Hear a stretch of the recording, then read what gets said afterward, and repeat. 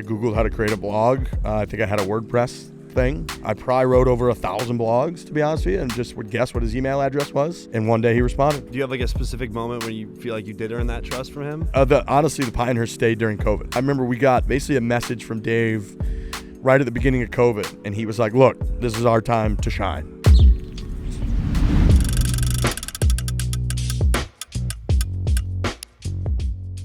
Alrighty, guys, welcome back to the Good Podcast. We got an interesting episode today. We are coming to you live from the PGA show, and I'm joined with some new faces. We got a new co-host this week, Matt Kendrick. Yes, I'm here this week. I'm filling in for Garrett Clark. Yeah. I got told to show up here and do this today. Exactly. Yeah, I threw this on Matt like no more than 30 minutes ago, but Garrett is homesick with the flu, so yeah, we had Matt stepping up, and then we got our boy Riggs stepping in.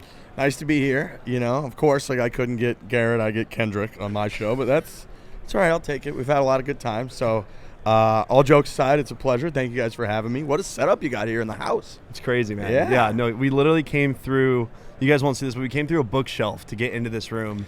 At the Good Booth, we set up a little speakeasy. It's pretty sweet, doing a happy hour back here. But yeah, it's like Prohibition coming back here to get a little to do a little podcast. Spent a lot of time back here this week. You've just been hiding back here. That's genius. From the madness. This is my first year here. I think your guys' first year having a setup. Chaos in here. It's ridiculous. It is. Endless line out there. Like, it's just nuts. It's been fun though. Well, you guys went with a nice subtle setup.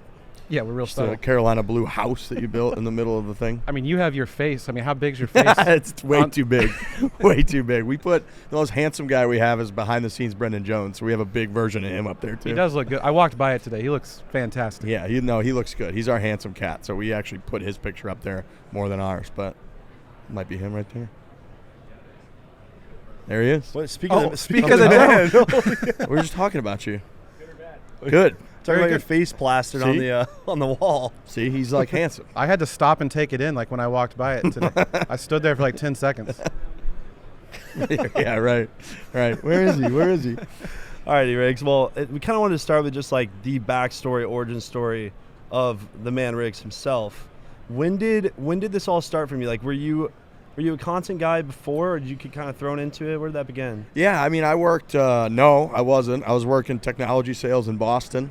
I started reading Barstool, which was pretty much just Dave at the time, which the whole YouTube golf world has become very familiar with now ever since the Invitational. But I started reading Dave's blogs in probably 2008, maybe, when I was in college, and thought it was really funny. It was really different. And then when I graduated school, I worked normal jobs, ended up working this technology sales gig in the Boston area. I hated it. I sucked at it. And I was like, God, what those guys are doing at Barstool seems way cooler than what I'm doing. So I just started a blog. I Googled how to create a blog. I think I had a WordPress thing. And I came up with 2 or 3 different versions of it. And basically I would listen to like Dave's podcasts or his appearances or his videos or read his blogs about whenever he would talk about how he hires people. And I could tell he essentially was like, I don't want to hire multiple people to do the same thing. So if people come up with something new that's interesting, you know, I'd be interested in hiring them. So I kind of came up with a bunch of different ideas. I probably wrote over 1,000 blogs, to be honest with you, and just would guess what his email address was and probably emailed him over 100 times. And one day he responded and he liked it. He was like, I think your writing's good. It's funny. Stop emailing me, please. And then we kind of went from there. So my first year on the gig, I didn't do anything golf related really at all. I just sort of wrote about stuff, blogged about stuff, and then the golf stuff happened in 2017. Wow, 2017. But yeah, that was 2016 when I got hired by Dave. Gotcha. And that was like, do you know what number employee you were at 19. Barstool? 19? Employee number 19. I think Trent's like number 12 or 13. I think Frankie's number 22 maybe. Wow. Somewhere around there. So yeah, in a funny way, like all the 3 of us kind of doing the golf business now for the last 9 years. Is interesting because a lot of the different sort of like brands within Barstool that have siloed out, like the Chicklets guys, who again you guys have kind of seen with the Invitational, you know, they're doing hockey, but like they kind of came on relatively later or, you know, tangentially to Barstool, if you will. Like they didn't come up the old school way, whereas me, Frankie, and Trent came up very much the old school way within Barstool of like writing a handful of blogs every single day, trying to get your page views up, trying not to get yelled at by Dave basically on a day-to-day basis, which Logan knows all about. We all do. But yeah, that was sort of the way that we came up. And so we sort of still have like that old school kind of fear of Dave in all of us, especially Frankie and Trent, which I get, and myself too. But yeah, Dave and I have gone head to head quite a bit over the years, so I've been maybe a little bit softened to it. But yeah, that's kind of how we came up, and then started the golf stuff in early 2017. Was sort of podcasting from the very beginning. We kind of went at it the reverse of you guys, where it was like podcasting was becoming very big in 2016, 2017. Pardon My Take was kind of launched in 2016. And then, everybody was kind of starting a podcast or thinking about podcasts. Now everybody has a podcast, but at the time, there was nobody doing golf podcasts, like nobody in the world. If you want to listen to anybody talk about golf, you turn on Golf Channel, and it was, Rich Lerner and Brandel and Kelly Tillman, and they talked about golf in a pretty formal setting, and then kind of me and Trent burst onto the scene talking about it from kind of a weekend golfer's vantage point. I think if we would have been a little bit later, it probably wouldn't have resonated at all. And I think if we would have been a little bit earlier, nobody knew what podcasting was. So I think we were pretty lucky with the timing.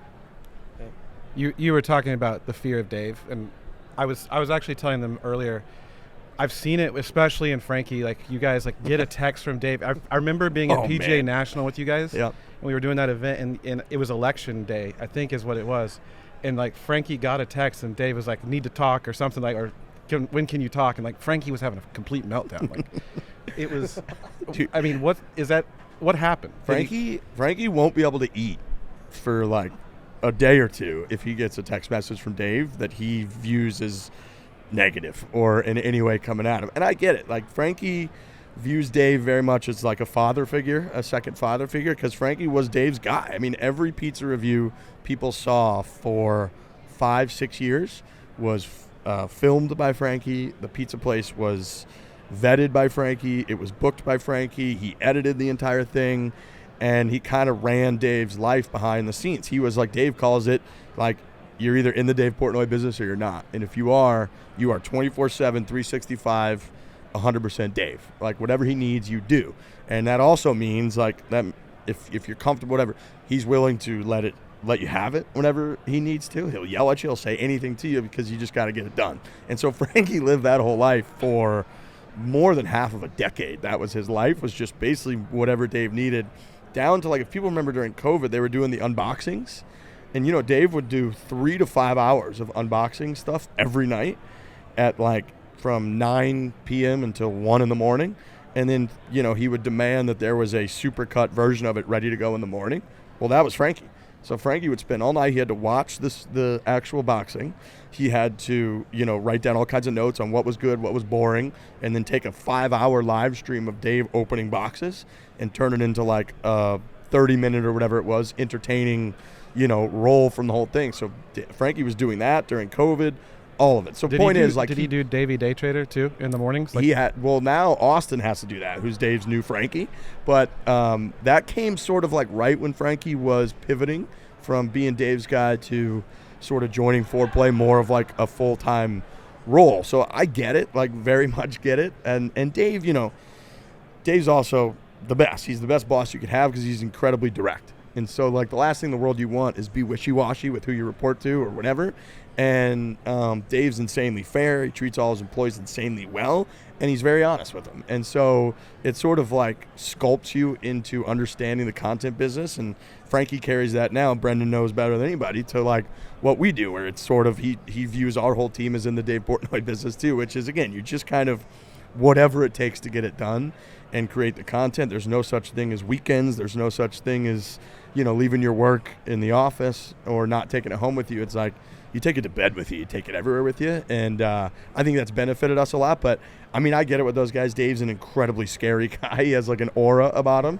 And he's got an insane army behind him of followers. And so, in a good way. But, when he comes after you, even if it's fun, it's content, it's playful, not everybody on the internet sees it that way. And they will kind of jump on. And so it could be kind of a tidal wave when you're on Dave's negative side. So the fear that he's struck in a lot of people that you see with like Frankie, Trent, myself, is really to like avoid that at all costs, because it could be devastating when that comes after you. Because when did he used to do the champagne bottles with like people's names? Is that what he used to do? Yep. That pissed him off? Yeah, he had I think, are they Ace of Spades bottles is maybe what he has. Yeah. I can't remember, but they're and he had the names written on them of people that he has hated along the way. And he calls Barstool the empire built on spite, is what he's called it before. And so he will say all the time that, like, spite is what drives him. And just when people think he's getting a little bit soft or he's taking his eye off the ball, something will happen. Sort of like in the MJ doc when he talks about he would, like, make up stuff that people would say about him to, like, fire him up for the game. Dave, I think, has that too, where he needs to find somebody to have some sort of spiteful vengeance towards, and then that drives him to never stop until he basically defeats that person. So, yeah, he's popped several of those bottles before. I think there was like an HBO executive at one point. ESPN canceled one of our shows after like one episode, so Dave had a bottle for them. So yeah, I mean, he's an interesting cat, but it's obviously worked. It's crazy. Yeah, that's who we work for. You know what I mean? Yeah. Should we send him a Mo bottle for the slope? Yeah, date? you should. No, I think he views those things as he loves that. Just in the sense of he knows that stuff's going to get traction, right? Like he essentially his dream for like our office at Barstool was put all these crazy characters under one roof, and knowing that workplace situations have an endless amount of drama that from a professional standpoint pretty much always needs to be swept under the rug, but being like, nope, we're going to have cameras everywhere and we're going to make sure none of it's swept under the rug and we're going to put all of it out there, was essentially his dream with Barstool.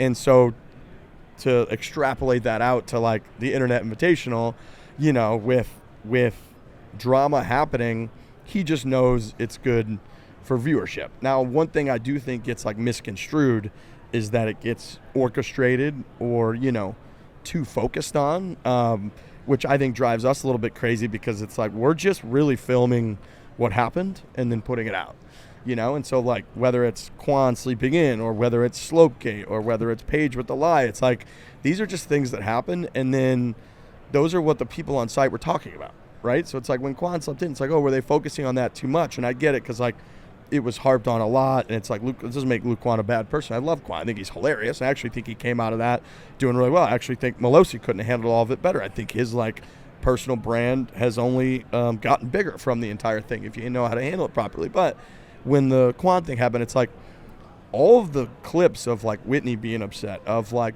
Captain Bob finding out and being upset, and the other people that had teed off earlier being upset. That's just like what happened. And so it's like we're just putting out what happened and then putting out the clips of people responding to what happened that were on site. And so I do think it gets a little misconstrued of like you're trying to contrive drama almost, where I think what Dave's really good at is kind of putting all the pieces in place for drama to occur. And then he does have a very candid reaction to all of it, where like you can see that shit-eating grin on his face when he knows stuff's happening that's going to get people talking. He's like, oh yeah, like this is what we've got, which is a different world, right? It's a different world than YouTube and then the good and whatever. This is kind of what we came up through. And so I do think it's magical when you put all of that together and you get everybody in the same spot. And it did turn into magic. It was, the views were insane. The traction was insane. I think all of the social engagement was something I never expected. It's like it carried like the news for a very, very long time on the internet. Was people were doing podcasts after podcasts about it, like the Good podcast was. Yeah, we did like 3 people on, right? Yeah. It was like Peter Finch is doing podcasts about it. Everybody's doing shows about it. So yeah, I do think that all kind of comes back to like there's a reason that Dave for 20 years has been doing this and has survived all of it and has sort of like become bigger and bigger. And as he would tell you, like richer and richer and more successful throughout the whole thing. He just has an eye for this kind of stuff, and he knew the good's a big part of it, but he knew the YouTube golf world like had a lot of this going on, and he sort of was the one that was like, let's put everybody in one room basically and see what happens and throw a huge prize at it.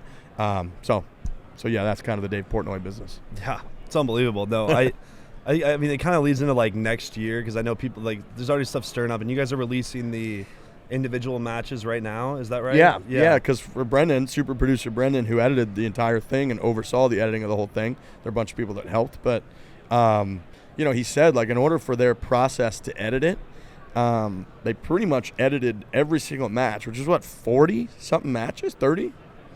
36 matches. Yeah. You know, to like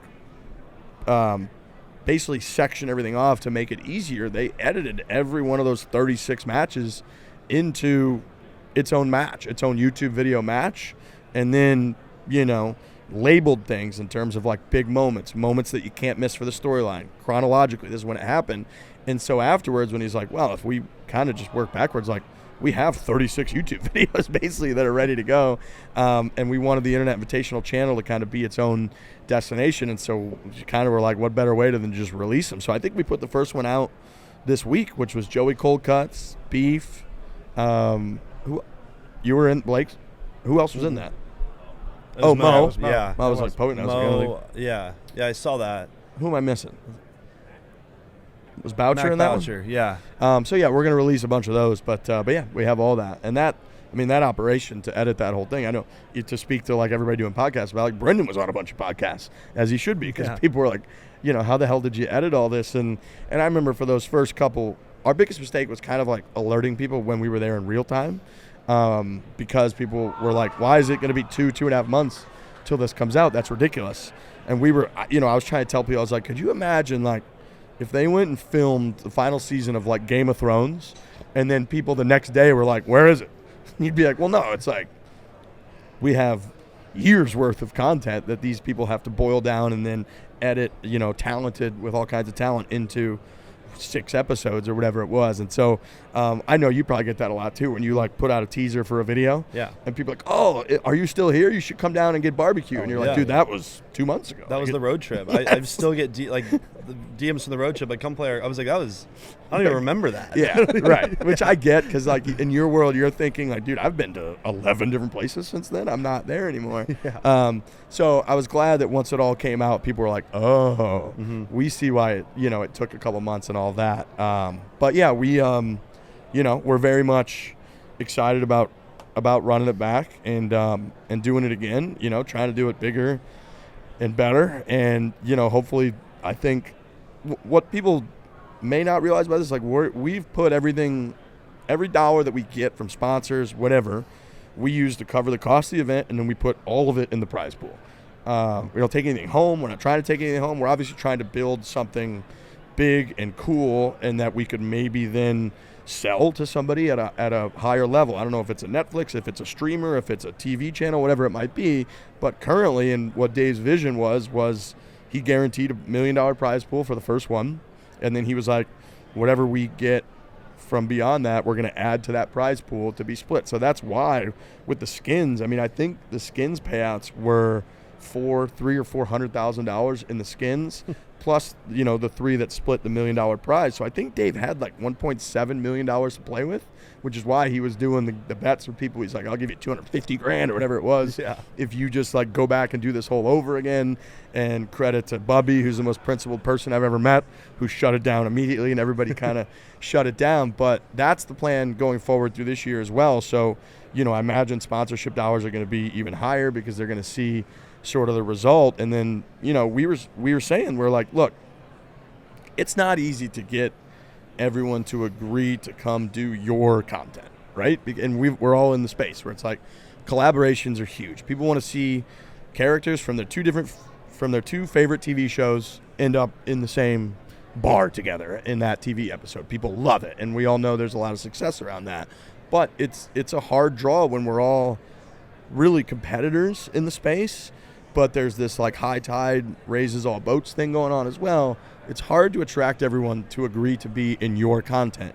And so the way that we were kind of thinking is a good way to do that is to be like, hey guys, you're not coming just so that we can profit. Like, we're putting all the money into the prize pool so that if you play really well and you play the game properly, you play good golf at right moments, you don't skull blade one into the lake at the very end. Like Frankie, like you can leave with, $350,000. Yeah. And in skins and a lot of clout, right? Like, obviously there were some people who got some negative, which is awful, and like we talked about that on our show. But overall, most people, if you look at Chaz and you look at a lot of these folks, it's like you could gain a ton of clout in this world that you're in. You could be in what we thought going in was going to be one of the bigger things in like YouTube golf. So you're going to be featured in it, your character in it, and you can make a ton of money. So that was sort of why we structured it that way, was so that people realize like because it is that weird ask when you're like, hey, come be in my video so that I can benefit from it. That's sort of like a weird fight that we all fight. So that was sort of our strategy with the whole thing. Yeah. No, is there any names you could speak on? I know, like, we've seen, like, obviously one's crazy, like LeBron's getting into golf. Yeah. Obviously that would be insane, but like there's a rumor like Caitlin Clark. Like, can you speak on any names? I'm pretty sure it's during the WNBA season. It's like right in the middle of the season. So Yeah. I don't know that Caitlin Clark would be able to do it, hopefully. But I know she committed. I think Kai Trump committed, which is, a big name. One of the feedback that we got was there weren't enough females in it last year, which is probably true. So we definitely want to have like a higher percentage of the field be female women golfers in the space. So Kai Trump would be great. LeBron would be unbelievable, but then there's also, he'd be unbelievable. We want him in for sure. Don't get me wrong. He's one of the biggest stars in the history of the planet. But there's also an element of we don't want it to be celebrity golf, because I think part of the charm is that the people in this space that have grinded, that have gone out with tripods and filmed themselves and put themselves out there and looked like idiots before, felt embarrassed. You've been there like I have when you're like, that influencer guy filming himself on a golf course and people are like, look at this loser, whatever. That takes a lot of courage. And then to get into a spot where you are now playing for a ton of money in front of millions of eyeballs, we need that to be real. And I think that if you're one of these rich celebrities, it doesn't hit as hard, as it does for the people in the space. And that's a tough zone to sort of put boundaries on, right? Because you do want celebrity influence. We had John Gruden out there who was incredible, and his speech was one of the more viral moments from the whole thing. And so you do want some celebrity impact for sure, but you really do want it to come down to in that last match, right? All 6 of those people, that money and that moment meant the world to all of them, right? You had Brad Dahlke, who's played in the Masters, and people always bring that up, who's said afterwards and on your guys' show and other shows where he was another one he was doing every podcast and every show afterwards. But he's like, I don't know that I've ever been that nervous over a tee shot in my life, maybe the Masters, but so you had everybody from him down to Frankie looked like he had seen a ghost the entire round.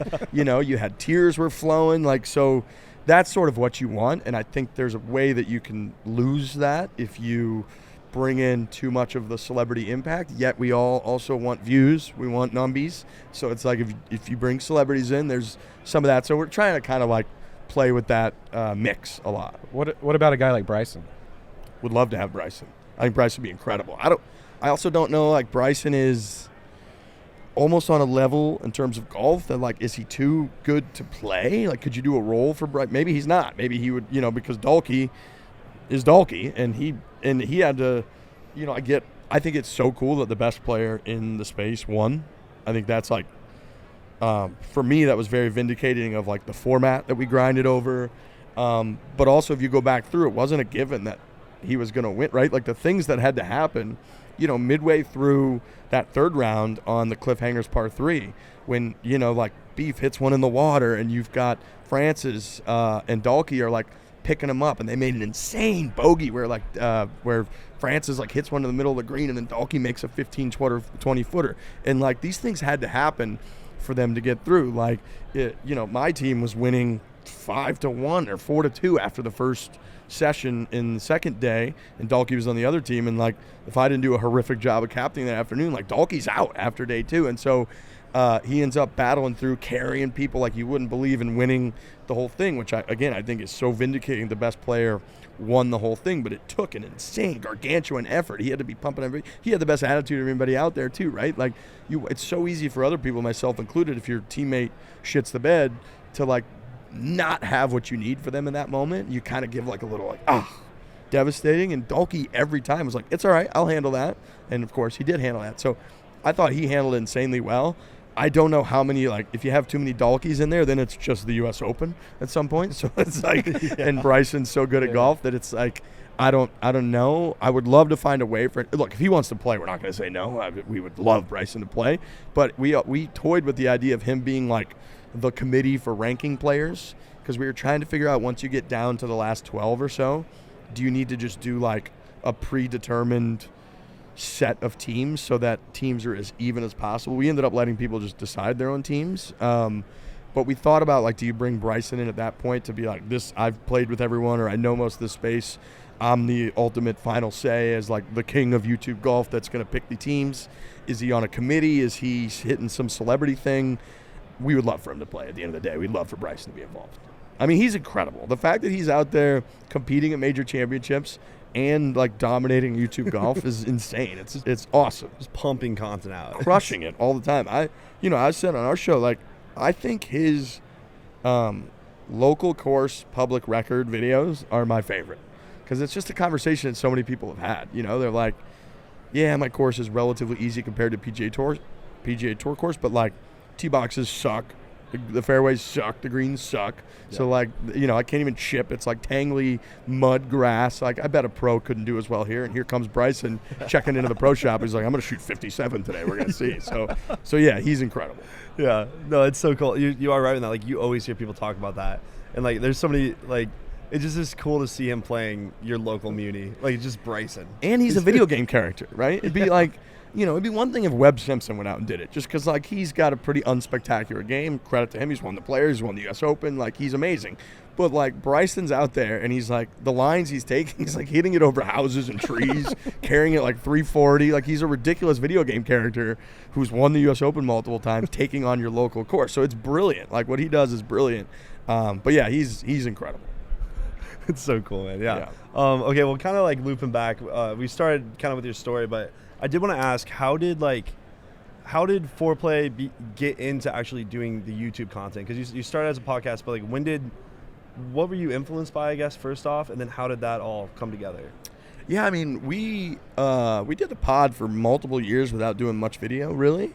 And then, you know, like, probably 2018 or so is I started doing sort of, people do Play a Hole with me now, but, like, I did a longer version of that. It was 2 or 3 minutes. Because I basically was like, how could we turn into content because you know, as Kendrick knows, like, I play more golf off camera than I do on camera. I'm a golf nut. I try to play every single day. It's my favorite thing in the world. I've told this story before, but, like, a couple of years ago when I moved to Arizona, we were going out to dinner and Max Homa came over by my place first and we grabbed a drink and he walked around and he's like, you like golf more than I do. This is ridiculous. Just walking through my place. So I'm obsessed with golf, and once we started the pod, I started to get all these opportunities to play golf. You know, people would be like, hey, come out, play Wingfoot, play wherever. And I was taking every single one of them. I was like, this is insane. I was calling my brother after every round, telling him about every shot. He'd be like, don't tell me what you shot. Just start with the first tee. I'd be like, all right, and go through the whole thing. And so I started thinking, like, I get this whole opportunity to play golf all the time. What can I do that's not overly cumbersome, but, like, somehow capture this and turn it into content that people would be interested in? So I would usually pick, like, the signature hole. I would film every shot on that hole, and then I would take a lot of B-roll throughout. And I was kind of trying to do a version of, like, Dave's Pizza Reviews for golf courses, but make it a little bit more interactive. And so I'd be like, they're going to see my shots, whatever I make triple, make birdie, whatever it is, put it out. And I started doing those, and those did well because there was nothing else like it. This is 8 years ago. There's nothing else really like it. Now everybody does Play a Hole with me and all that, which is good. People do the 9 and 90s, which I think is brilliant, and, like, we do those too. But at the time, it was just like, we're going to do one hole. People liked it. I would fly my drone and take drone footage and splice it all in. I would go to the clubhouse and, like, try to ask questions about the folks in there so I could put little tidbits about it and try to make it like an interesting 5-minute video on the internet or whatever. And then during COVID hit. Moved out of the office in New York. I was staying in Pinehurst for 99 straight days. And so I would go out and try to come up with stuff to film. And I would put on my Instagram story, I remember, which is a way shittier version of what 9 and 90 has become. I just couldn't think of it at the time. But I would just film every shot. I would do an over-under. I would post an over-under. I'd be like, I'll take 4 $25 bets with 4 random people on the internet. And I'll just post every single shot. I'll film it with a tripod. I'll post every shot on my Instagram story, and we'll see if I shoot over 82 or whatever the hell it was at the time. And so we started doing those. And then at the end of COVID, the world was starting to come back over, like maybe May or so of 2020. And Kiz, who's a great friend of the program, Kevin Kisner, was this is back when he was playing good golf, by the way. He was like, wow, what a shot at Kiz on that one. He's taking lots of shots at me, so he doesn't mind. I mean, you're watching TGL, he's awful. But anyways, he's still the most interesting guy out there, but he's awful. But he was like, hey, I'm starting to fire back up for the season. He's got the Kisner Foundation, which he and his wife Brittany help run. He was like, I'd love to try to help raise money for the foundation. You got any ideas? Because I've seen some traction that you and I should have a match. So we were going to do a match, but then he had been saying he could beat me with just a 5-iron for like for years. He was like, I could beat you with a 5-iron. You suck. And I was like, no, you couldn't. And then it started to transform into let's get the whole group involved. And we started to have this debate on the show of like, could a group of 4 weekend golfers playing a scramble beat a top PGA Tour pro, which again, now everybody's done, but nobody had done at the time. So we ended up getting kids to come out. I was like, we'll raise a bunch of money for charity for your foundation. We ended up raising about $100,000, I think, that day. Pinehurst Reserve, Pinehurst number 2. We played from the tips. We had like 300 people following, which was really cool at plenty of distance at the time. That's back when the 6-foot thing, people thought that was real. And so we did this match against kids. Came down to the 18th hole. We ended up having like pretty much the Payne Stewart putt on the 18th hole at Pinehurst number 2 for the win. First 3 guys missed it. I ended up making it, by the way. But that was our first like real YouTube video, and that video's probably got 3 million views or so now, but like that was kind of, we had done some stuff on YouTube before. We didn't really have any schedule or plan for it. That was the first time we put that on there. We were like, oh shit, okay, this is a big deal. This is a lot more interesting. It's cooler. Our editors and producers at the time, were able to have a lot more, I guess, ability to showcase their skills rather than quick social videos and all that. And then, that was around the time like Good, Grant, Garrett, or Horvat, like you guys were kind of coming up as well, and that was when I feel like we started to kind of see like, oh, YouTube's a real thing. We started to learn a lot more from YouTube. Logan at Barstool was a big part of like trying to kind of pitch to people that like, hey, YouTube's a real thing, because Dave had this big belief that like almost every video should just be natively on barstoolsports.com, which is psychotic. And, Dave's stubborn guy, so he was just, like, wrong about that, obviously. But that was his big belief, was that in order for us to, like, monetize it and sell it, it all needed to be, like, natively on barstoolsports.com. And so we kind of had that ingrained in our heads, too. And we ended up going the YouTube route and really focusing on it kind of ever since. Which has been good because, we do a lot. We do 30 events a year that we're pretty much all at. We do a lot of the social stuff. We do the podcast twice a week, every single week. And so for us to be like, oh, we also need to put out a feature-length YouTube video, every week, as you guys know, is like not easy. You're putting out a TV show pretty much. So we kind of tried to figure out like, okay, how can we do this? We need to be consistent with it, which is unbelievably important in the content game. So it's like we need to have, an hour or so long good video 52 times of the year. That's a grind on top of everything else. But so it's a lot, and that's why we're everywhere all the time. But it's good. It's fun. Very fun. Sure. Yeah. What was Dave thinking through that process? Because like obviously you said like he wanted there, but like when was the moment where, like when did he accept it, or has he accepted it yet? Dave didn't accept it at first that I actually had a $1,000 bounty on my head at one point if somebody ran me over with a golf cart and had it on video. Really? Yeah. For real? Yep.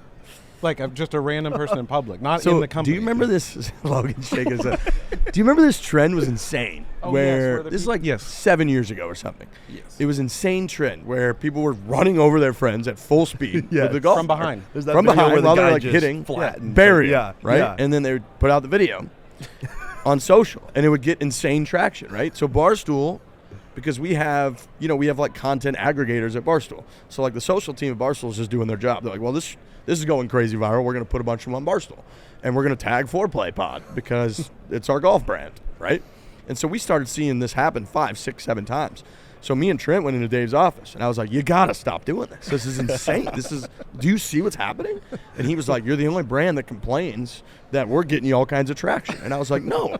We're doing podcast interviews, with like Butch Harmon and Brandel Chambly, and we've got Justin Thomas, and like we're also running people over with golf carts and putting like, this is insane. This is dangerous. It's bad for society. Like, I don't want to be involved with this. And so Dave was like, well, fine, then we'll tag other brands. And I was like, I don't care who you tag. Stop tagging us, and we're not going to put them up on our website. He's like, I want you to know I think this is the wrong decision, and you're an idiot, but fine, we'll stop. So he was always spiteful then. So then we had Big Cat in the Barstool office at the time, who does a ton of funny stuff. He's one of the most talented people in the world of content and sports content ever. He was riding a little scooter around the office. That was his thing at that time. And Dave was doing live radio in the studio, which was in our small office. So I stole Big Cat's scooter, and I waited outside the studio door. And when Dave came out, I was going to run him over with the scooter to prove a point. Well, Dave's little henchman at the time, which Frankie was one of them, sniffed that out and told Dave. So I got busted. I never got to run Dave over. So then Dave's response to that was, since Riggs took matter in his own hands and was going to run me over with a scooter, I will now pay someone $1,000 if I can get video of you running Riggs over on the golf cart, on the golf course with a golf cart. So that turned into a huge deal. And I then said, I was like, I will be carrying, and if someone runs me over the golf cart, I will shoot, and I will not shoot to harm. I'll shoot to kill you, which I never actually had a gun. But it turned into it because I was like, I'm not gonna go live now. Now, Dave, you've stolen my favorite thing in the world, which is playing golf in peace. If I have to look over my shoulders, I'm going to get run over. And I had people like basically fake honking at me from across the fairway for the next 6 months, being like, I see you, Riggs. I know there's that bounty. So I was like, whatever. So then around the same time, maybe a little bit before then, like we had gone down to TBC Sawgrass for Media Day. And it was after Jason Day had won. So it was probably a little bit before then. But we had gone down for Media Day, and we decided to like hire cameramen, and we were like, we're going to get this interview and podcast about Sawgrass and Jason Day winning and the whole deal. And then, for all Media Day boondoggle, crap that they do, it's like everybody plays the course or whatever. We were like, we're going to film ourselves playing Sawgrass and put it out. And Dave was like, that's preposterous. Why would anyone on earth want to watch you? Like, you guys are horrible, and why would anybody want to watch you play Sawgrass? And we were like, no, like, we think it could be funny and interesting. Like, how's a normal person play this course? And Dave completely shit on the idea and was like, that's preposterous. I'll put it out, but I guarantee it does horrible. And if it does, we're never doing this again. And since he had shit on it so much, like, obviously it did not do well. And so for a couple of years, we were like, I guess we can never put out golf content. Like, we're just going to stick to the podcast. So he was he was not easy to convince at first for many years. Yeah. Yeah. Do you have like a specific moment when you feel like you did earn that trust from him? Honestly, the Pinehurst stayed during COVID. Yeah. Because it was like, I remember we got basically a message from Dave right at the beginning of COVID, and he was like, look, this is our time to shine. He was essentially like, the sports are shut down, all production of TV shows, movies are shut down, and he was like, people are sitting at home, all they have is the internet and their phones. We dominate the internet, so whatever you're doing, figure out a way to be entertaining on the internet right now, and you will skyrocket as, a content creating star. And that's where, like, I've been doing the Daily 9 for 6 years now. That's where that came from, because I would essentially post a picture of whatever my challenge was going to be that day, and I'd be like, how about you bet with your buddies back home, how many out of 9 am I going to make, whether it's a chip, a putt, whatever. And then I would film it, try to be entertaining, and, like, put it out. And I was just trying to get people going. I would do the Instagram stuff like I mentioned earlier, whatever, and then it led to the Kisner match and all that. But for us, that was huge because – like Frankie was the producer of our radio show, of the flagship radio show at Barstool. We had a studio right in the middle of the office. For a couple of years, I was the host of the show with Dave and Tommy Smokes, who's a really funny cat. If you've never gotten to see his stuff, go check out Tommy. He'll love that I plugged him because he gets very sensitive if I don't. But it was like me, Dave, and Tommy would host a 4 to 6 p.m. rush hour radio show every single day in the office. So you couldn't really be out filming golf stuff. It's like Monday through Friday, I had to be in the studio hosting. Frankie was actually the producer of that show, so it's all comes full circle. But COVID happened. It was like a Monday, and Dave was like, this is the last day our office is going to be open for whoever knows how long. And he was like, so it might be a week, it might be a month, it might be 2 years. I have no idea, but the whole world's shutting down. We're mandated to not let people come into the office anymore, so I don't know when you're going to hear from the radio. That was the last day I hosted radio. So that was like 6 years ago. And then I went to Pinehurst for, like I said, over 3 months. Stayed there because I didn't want to go home and potentially give my parents COVID because that's what they were scaring everybody into at the time. I couldn't go back to New York because New York was ground zero. So I just kind of stayed in Pinehurst, went out every day. There was nobody on property. Went out every day and just tried to film stuff. It's so nice. Yeah, it was great. Now I have a house there. I mean, I love Pinehurst. It's the coolest place in the world. But that was like my first time really being there. And got to know everybody really well there, and I still go there for probably 5 or 6 weeks of the year. But yeah, at the time I was renting Airbnbs and Verbos, and just going out, and they were like, you can play whatever course you want today, Rick. So, yeah, great. I'd just go out and legit take a tripod, and it might take 6 hours, but I'd try to film stuff. Some of it sucked, some of it was good. You kind of learn as you went, and then just kept doing it. Yeah, it's very impressive. I mean, COVID as a whole for the golf industry and like what we do was such a massive boost. I mean, I know it's good. Yeah, I mean, that's where we started. Yeah. During COVID. Just blew it. Is that up. right? That was like right there. I mean, me and Garrett and everyone met right when COVID hit. That's when you went full Simon Cowell on everybody. Yeah, no, that's not how it worked. People don't know that one. People Yeah. can figure that one out. Yeah, but they went to Purcell Farms and were stuck there, and that's That's right. And they made all That's that right. content there, and then they'd come to Dallas and we do stuff around there because Dallas was pretty open at the time, and Right. Texas, baby. yeah, and because we released our first video in September of that year. It was when we released the very first video. Yep. Yeah, I mean, during COVID, golf was one of the only things that you could do in most places. Canada, they shut it down for like 2 years, which is insane. But most places, right, it was like you're outside. You could be distanced from each other. It was active. And so you had a ton of people get into golf. And you had a lot of people that And everyone was really good with the COVID rules. Like you could just hit it as hard as you want at the yeah, Yeah. right, Yeah. right, exactly. Yeah. No, it was like one huge of the confidence boost. yeah, right, exactly. But yeah, it was very beneficial for golf, and obviously it was a horrible time. A lot of horrible things happened, but if you're looking at our business and industry, COVID was great, and it's like in those times, it's like you're trying to take advantage of the opportunity. You guys did, like we kind of saw it as that. Being like, well, guess what? If everybody's locked in inside and one of the few things you can do is play golf, we're a golf business and a golf brand, let's go. And so ever since then, it's kind of been, I think I've been to the office less than 5 times since then. Wow. To our Barstool HQ in New York. So yeah, we're just kind of like you guys. We're on the road all the time, filming, hosting, trying to get our name out there and keep trucking along. Absolutely. So, and you hub out of Scottsdale, correct? Yep. Yeah, I moved to Scottsdale during COVID at the end of the year in 2020, and I've been out there ever since. I love it. It's my favorite place in the world. Like the bad time of the year for 4 or 5 months when it's really, really hot, we're on the road so much that I'm not really there that often anyways. And I'll go back to like Pinehurst during that time or go home to St. Louis, which is also really hot. But yeah, the rest of the year, like right now, I mean, Dallas fellas, you understand, but it's 60 to 75 and sunny every day. It's a blizzard in Dallas right now. Well, So- true. So Most of the world. I think my pilot's going to have to fly around that thing this afternoon. Is that coming in tomorrow? My Hopefully it's pilot, did coming you in hear tomorrow. that? Well, I mean, my pilot. my American Airlines pilot. Oh, okay. I'm going to talk to him. I wish I had a pilot. You got more of those than I got. Shut up! I don't know any. Yeah, right. Yeah, me neither.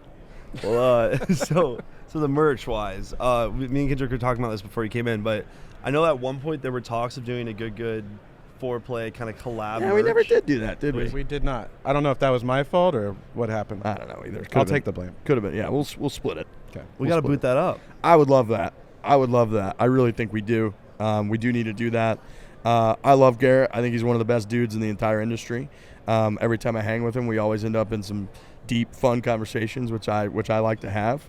I think last time I was like debating the existence of God at dinner for a couple hours. So like we just have a great time in a very respectful way. Yeah. We were like taking turns. I was like, no, I get it. Go ahead, tell me. And then I would give my take.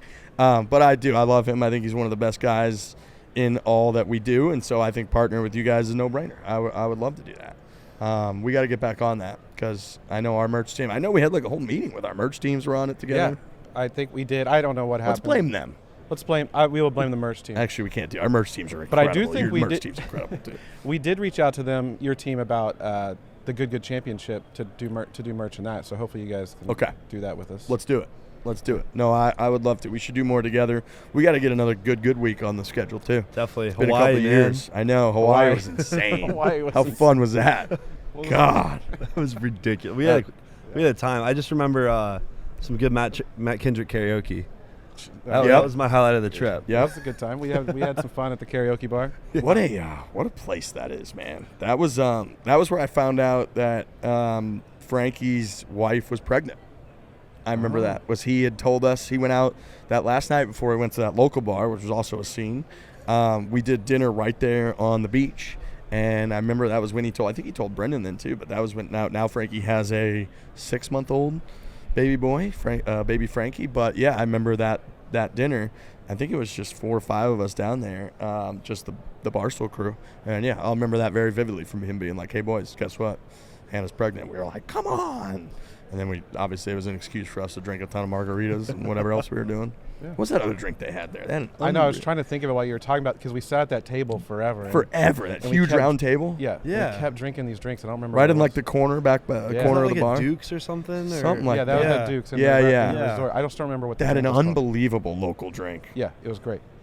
And then you missed the Sansa or whatever that was in the In morning the morning, yeah. that we did. You guys are What? crazy because you got flew up at, in like- and you got right up and did that. I know. Well, I remember they were so nice hosting us. Yeah. The Hawaiian people are insane with their hospitality. Yeah. They treat you like they're Long Bomb Tom Long Bomb is Tom. was our host. Long Bomb Tom is the man. whatever Our that boy. term is for like the spiritual sunrise ceremony that they did. I can't remember that term. Somebody figure that out. But we did that. We had to get up at like 4:45 and be out there ready to go at like 5:15 or whatever it was. And then I remember they were doing this. They were doing their the local like chant kind of that they do, which Yeah. is awesome. Gives you the chills when they're doing it. But they do it right when the sun technically like rises, like right when it rises and comes over the horizon.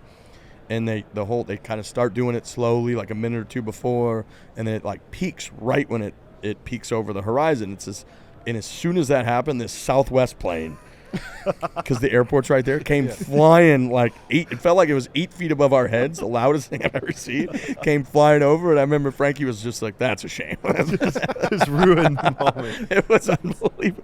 It was like so loud. Of course, it was a Southwest plane. But no, those people, God, how nice are those people? They're the And then what best. was that breakfast joint we went to? The breakfast joint. That was in the hotel. It was like that old motel. It was from like, they had pictures Yes. from like Oh, 1905. Yes.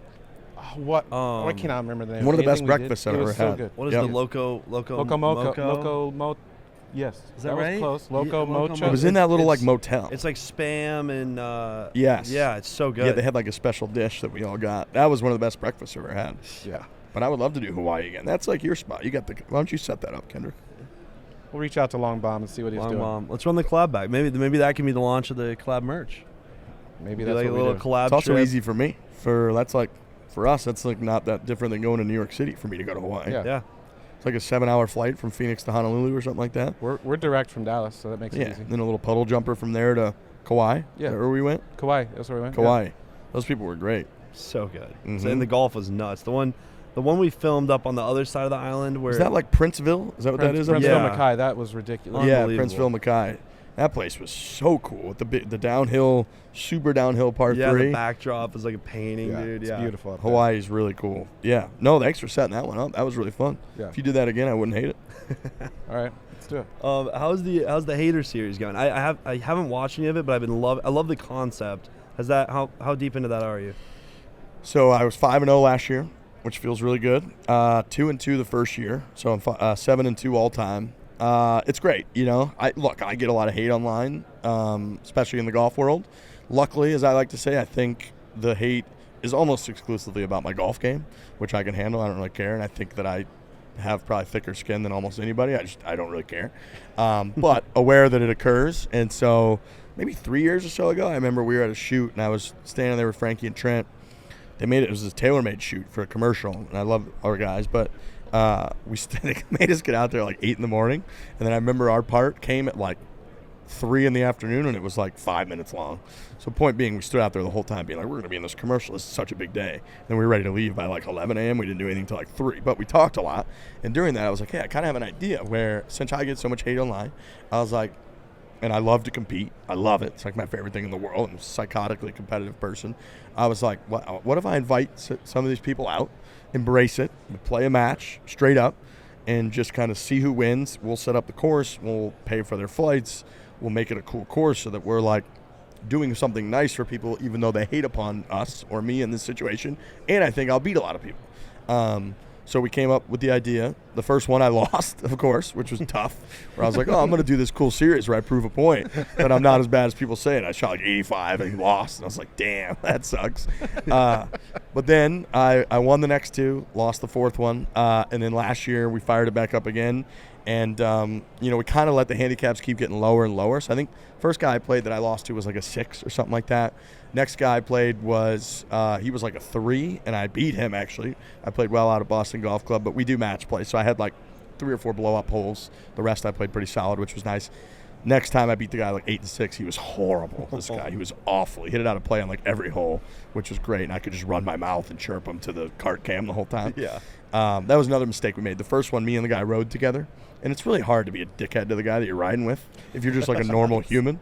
You know what I mean? Yeah. So we ended up like bonding, which sucked. That's why I lost. You I don't think. want to bond, yeah. Yeah, I'm like, no. So then I was like, we're never doing that again. Let's go separate carts. So now we go separate carts. And then when you go back to the cart, you talk trash about the guy to the camera, which is a lot better. And it's way better for the content.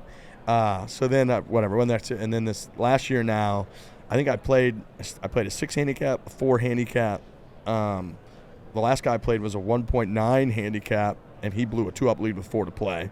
Just total meltdown city. This guy Colby from Oklahoma. He just That's my home state. I know. I'm sorry. It's okay. They were talking about, what's that place? Orange Tree? Oak Tree. Oak Tree. I'm a member there. That's right. They were saying that place is unbelievably hard. It's unbelievably hard. So hard. That's where he plays out of? He was just telling me that, He should be a better golfer. He was trying to yap and like schmooze, and I was not having it. I was like, I got a better guy that I can go out there with. Are these guys like actually like? Do they actually dislike you, or You know how the internet is. No, Yeah, no, yeah. almost never. like There's they're only nice one guy. in person? There's one guy who was Vinny, who played last year. Clip went kind of viral in the golf world of him and I having a big debate over which tees we were going to play on the first tee, because we were at Wekopa out in Arizona. I have their hat on here, but we went out to Wekopa, and which is an awesome course, probably my favorite public course in Arizona, maybe my second favorite with Greyhawks Raptor course, but amazing course. It's a Court Crenshaw design. It's on a Native American reservation, so there's no homes on the course. You can see the Four Peaks Mountains. It's awesome. So we get out there, and it's like 6,900 maybe from the tips and like 6,500 or something from one in. And I was like a 5 at the time, and he was like a 2 or 3. And I'm like, we're going to play the purple tees, which are 1 in, which are 6,500 yards. So. And I was like, it's a YouTube video. People need to see us out here grinding from 7,000 yards or whatever it is. And this is what we're going to do. It's where people should play. And he's like, you're a coward. You can't face me from the tips. And I was like, look, if everybody thought the way you thought, golf would be worse. I was like, everybody should be more teeing it forward. People should be having fun. Unless you're like breaking par, you shouldn't be playing from the back tees. I think that's ridiculous. And I just think, sure, maybe occasionally on vacation you're playing a bucket list course. You're going to get to play it a few times. It's going to be slow in front of you anyways. Let's challenge our buddies, see what we shoot. Okay, I get that occasionally. But I was like, generally, tee it forward, have more fun, make more birdies, don't hold up the whole golf course. And he was doing the whole thing. So we had like a 2-minute debate on the tee. And I ended it with being like, fine, you're going to get a lot of crap for this, but I'll play from the tips. Let's do it. I beat him 7-6. I shot even par from the front tees. I think I hit 2 greens in regulation, just got up and down like a madman. Wow. And then I went par, bogey, par. So I was 1 over through 12 holes and shook hands with him on the 12th green. I beat him 7-6. And he, credit to him, never broke character the whole time. He was just a dick the whole time. We got in multiple arguments throughout the whole thing, and he just never broke. Whereas everybody else breaks. Yeah. Right, pretty much right away. Like, hey, that Tiger video was unbelievable. And I'm like, shut up. Yeah.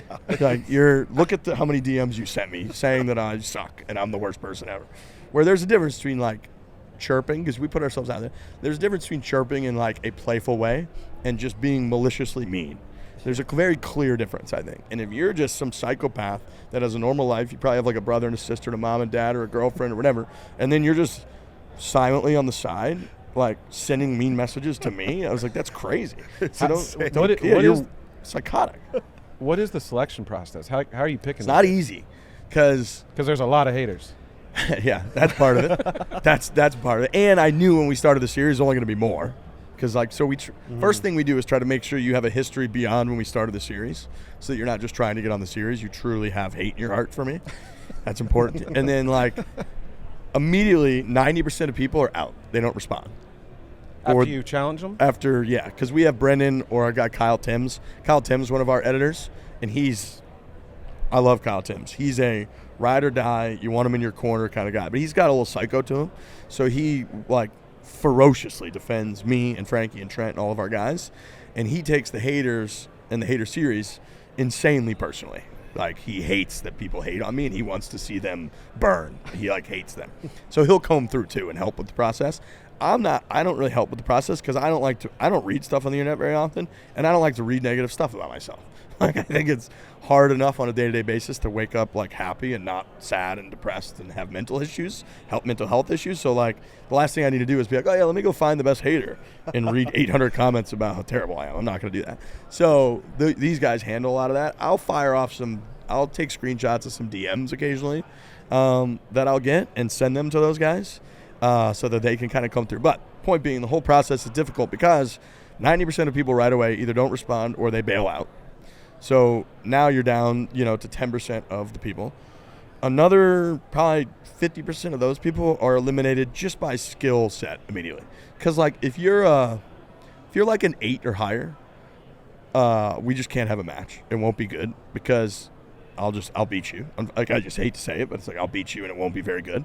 And if you're a scratch or better, you'll just beat me and it won't be that good. And we can't do strokes because what are we doing here? The whole point of this match is you're saying how much I suck online, so let's just go mano and play against each other. So right away, another 50% of the people are eliminated because you're down to 5. And then you got to get dates matched up. You got to get somebody our guys try to find that's like entertaining, but you don't really know until they come out. And then you also try to verify, right? Like inevitably, if I win a match, every hater comment then about the match is like, can't believe they found a plant who claims he's a 2 handicap. What a bunch of crap. Like, we have the bandwidth to go out and like watch people play golf and be like, he's not a very good 2. Let's bring him on the channel. Like, we don't know anything until they tee off on the first hole. We got no idea. So it's harder than you think. You got to match them up with their schedule, our schedule, the whole deal, and set them up. So we're going to try to keep doing them because I love every time another Garrett shout out. Like every time I do one of those videos, he texts me, and then he always posts it on his Instagram stories. Always like, this is my favorite series out here.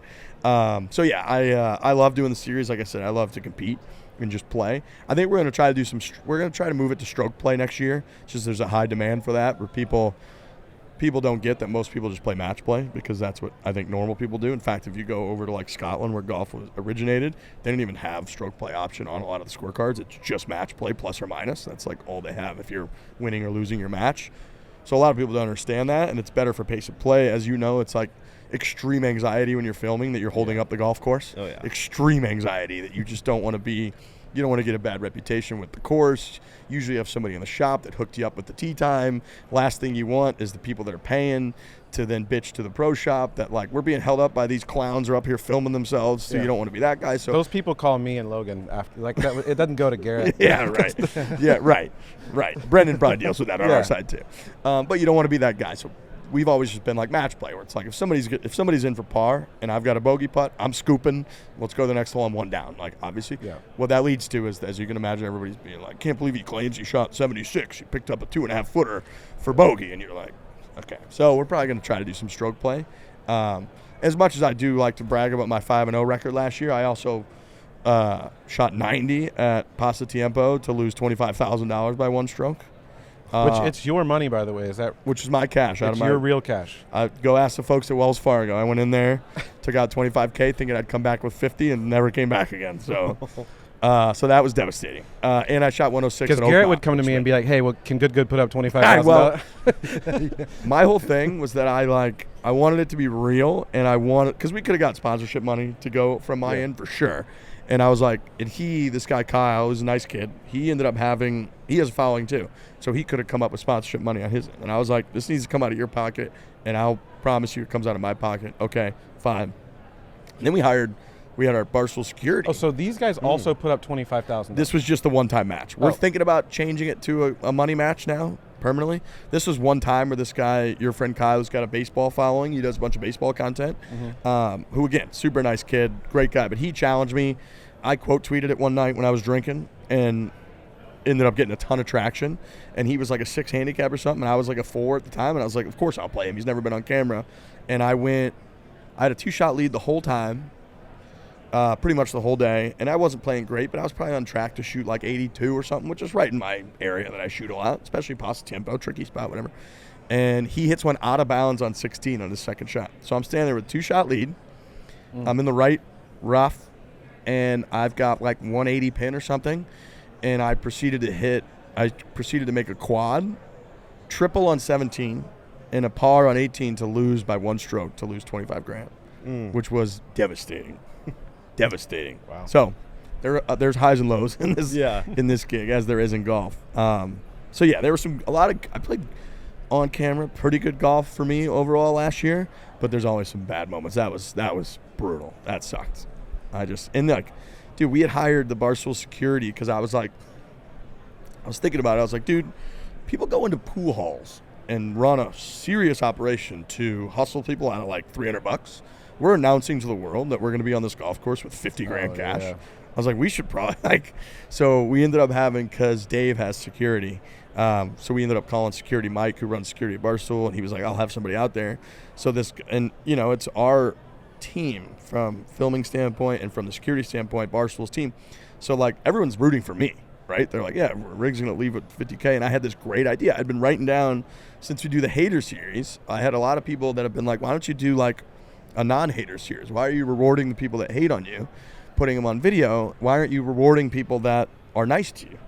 And I was like, well, obviously it wouldn't do views. That's why we don't do it. But I was trying to think of something we could do. So I was like, when I win this 25K from this schmuck, I was like, I've been writing down a list of things and screenshotting people that had sent that comment in, being like, I'm going to, this was in like August or something like that last year. I was like, for example, I was going to take maybe $3,000 of the 25 grand and buy like a foursome Ryder Cup tickets for one day. And then I was going to spend all the 25K on that. And then I'm just leaving my head down minus 25K. Just devastating. That sucked. That was like bad. And then all my guys on our team are like, they didn't want to talk to me after. Not because they were like, felt like, it was like my dog had died and nobody knew how to talk to me about it. It's like our camera got, yeah. They're like, yeah, we're going to go to the airport now. Like, great effort, dude. And I'm just like, yeah. All right. I'll talk to you guys in 2 weeks when I see you on another filming trip. I just lost 25 grand very publicly. So that sucked. That sucked a lot.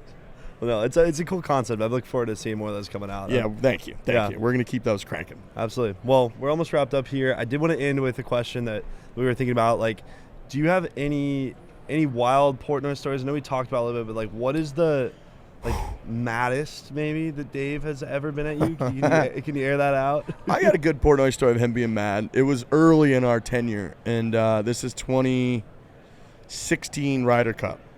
And this was when Rory and Patrick Reed were having a singles match in the morning on Sunday, going toe-to-toe with each other. You remember, like, Rory told the crowd to shush. Patrick Reed made a putt on top of him. Like, Rory made like a 40-footer. Reed made like a 20-footer. He shushed the crowd back. It was going nuclear on. And at the time, we hadn't started the golf podcast, but Trent and I would write blogs about golf occasionally. And merchandise, huge, like, lifeblood of Barstool Sports forever. And so we had some golf merch going. We had done like a Spieth and Reed shirt because they were teammates at the time. But that morning, I remember we had been in the office all day Friday, all day Saturday, writing blogs about this. And Trent had actually had like the most viral blog at Barstool up to that point that week, which was when that guy was brought out of the crowd. I don't know if you guys remember this.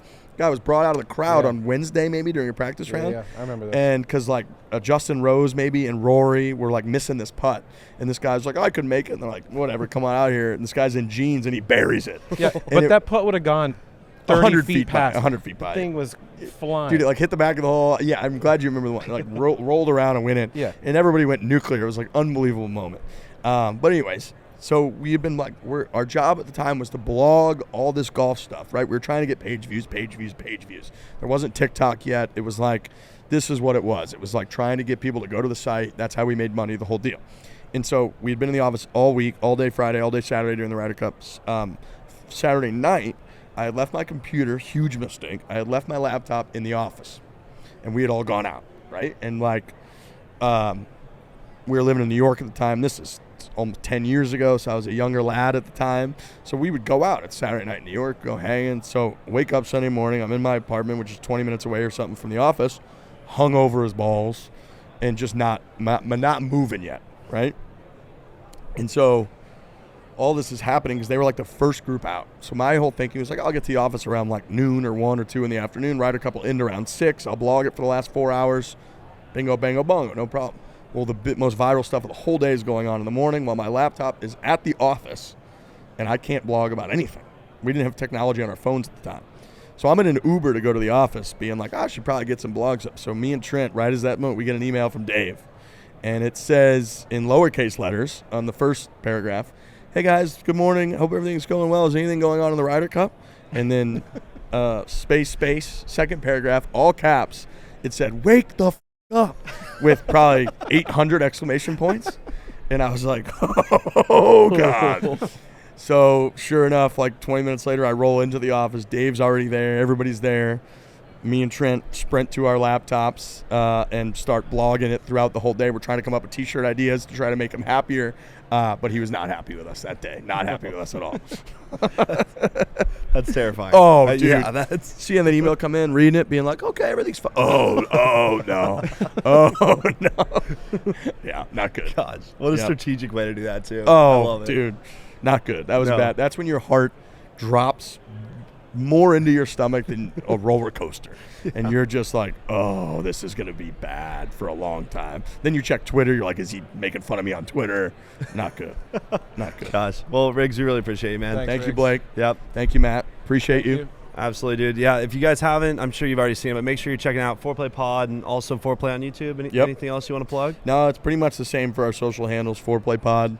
The podcast we do every Tuesday, Thursday. We've been doing it for 9 years, and all our YouTube videos. And let's do it. Let's get a good week back on the schedule. Absolutely. We can do a little joint pod that week or something. Yeah, that'd be awesome. We'd Yeah. love to do that. Absolutely. Well, thank you guys for watching. Make sure you're subscribed and liked this video if you haven't, and we will see you in the next one.